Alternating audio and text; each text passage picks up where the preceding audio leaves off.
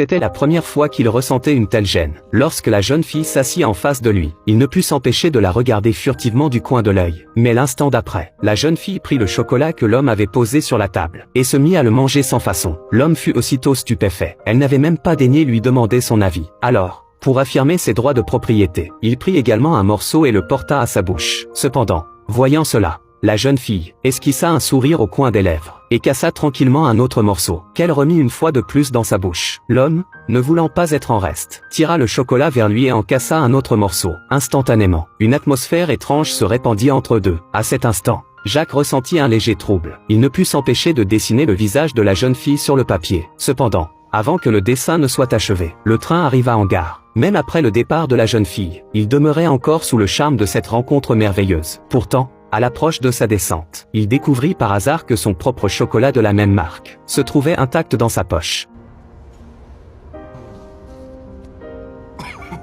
C'est alors qu'il réalisa soudain que le bouffon de cette farce, c'était lui-même. Il pensait n'avoir plus jamais l'occasion de revoir cette jeune fille. Mais une semaine plus tard, Jacques la retrouva par hasard, dans le train à nouveau. Il s'empressa de s'excuser pour son comportement déplacé de la fois précédente, et sortit ce portrait, qu'il lui offrit en guise de dédommagement. Ainsi, ils finirent par se réconcilier. Mais alors qu'ils bavardaient joyeusement, la jeune fille lui dit pourtant qu'elle allait bientôt descendre. Jacques fit donc ses adieux à la jeune fille en feignant le calme. Cependant, une fois retourné, ses yeux étaient emplis de déception et de regret. Mais à ce moment-là, la jeune fille l'interpella de nouveau, et au verso du portrait, figurait désormais un numéro de téléphone. Le destin est peut-être si merveilleux, qu'il peut rapprocher subtilement deux cœurs qui n'avaient aucun lien. Ainsi, ces deux êtres épris l'un de l'autre, tombèrent dans le tourbillon de l'amour, et fondèrent un foyer chaleureux. Peu de temps après, ils eurent la joie d'avoir un petit garçon, et l'arrivée de cet enfant rendit ce foyer encore plus chaleureux et heureux. Ils s'accompagnaient mutuellement, pensant que le bonheur durerait éternellement. Mais jusqu'à cette nuit profonde, alors que Jacques faisait sa toilette dans la salle de bain, une sensation de vertige l'assaillit soudain. Puis,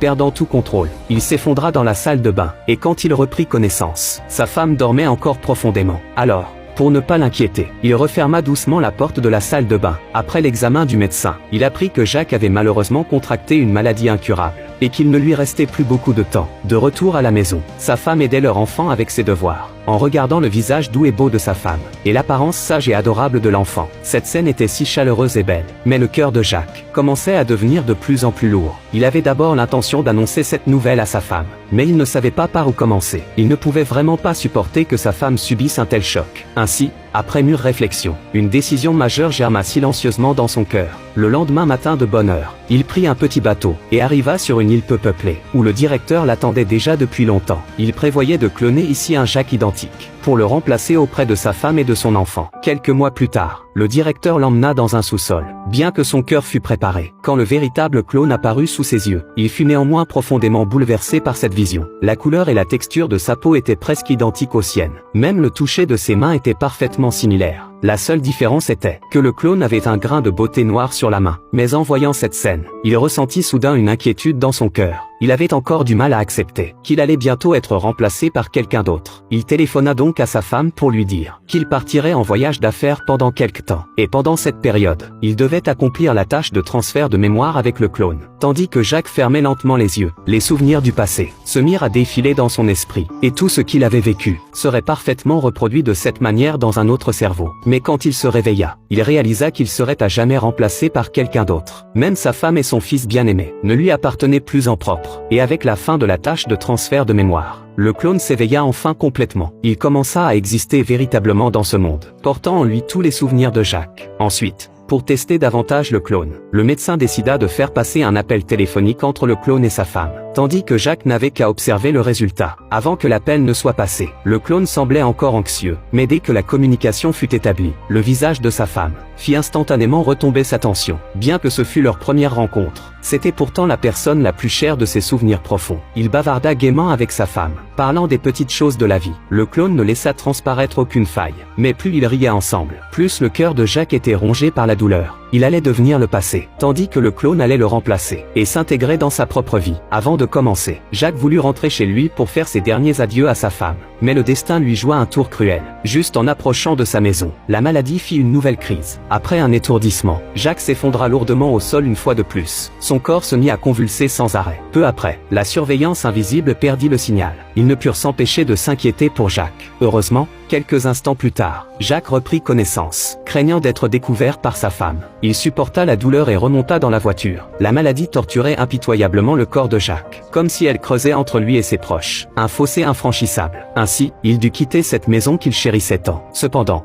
à peine de retour au laboratoire, Jacques s'endormit à nouveau. Alors, pour éviter que sa femme ne remarque quelque chose d'anormal, le médecin prit une décision de son propre chef. Il décida de laisser le clone rentrer à la maison à la place de Jacques. Ainsi, le clone arriva dans ce lieu à la fois familier et étranger. Quand il rassembla son courage pour pousser la porte, le visage de sa femme dissipa ses doutes. Il n'imita pas délibérément Jacques, mais il sut naturellement comment se comporter avec sa femme, jusqu'à ce que le chien se mette à aboyer après lui sans cesse. Peut-être était-il le seul à savoir que ce Jacques n'était pas le Jacques d'avant. Pendant ce temps, le vrai Jacques s'était réveillé du laboratoire. Mais quand il apprit que le clone était déjà rentré chez lui à sa place, il fut comme frappé par la foudre. Profitant de la nuit, il s'infiltra discrètement dans sa propre maison, juste pour vérifier que sa femme et son enfant allaient bien. Cependant, quand il entra dans sa chambre, il fut instantanément saisi par tous les dessins et peintures qui remplissaient la pièce. Il n'avait jamais imaginé que le clone reprendrait le pinceau qu'il avait abandonné. Puis, il ouvrit l'ordinateur et vit l'historique des conversations entre le clone et sa femme. Chaque ligne respirait la chaleur et l'amour. Il donnait à sa femme suffisamment de valeur émotionnelle et jouait joyeusement avec son fils. À cet instant, Jacques sourit. Peut-être faisait-il mieux que lui-même. Jacques s'approcha de son fils. Il réveilla doucement son fils endormi. En regardant l'apparence sage de son fils, les larmes ne purent s'empêcher de couler, comme il aurait voulu rester éternellement aux côtés de son fils. Après avoir apaisé son fils pour qu'il se rendorme paisiblement, il s'approcha de sa femme. En contemplant le visage de sa femme, il avait mille mots à dire, mais il restait bloqué dans sa gorge. Heureusement, il avait finalement préservé le bonheur de sa femme. Seulement, dans ce bonheur, il n'y avait plus de place pour lui, et avant de se séparer définitivement, Jacques remit son alliance au clone, et lui confia le bonheur de sa femme pour la vie. Désormais, Jacques ferait ses adieux définitifs à cette maison qui fut autrefois la sienne.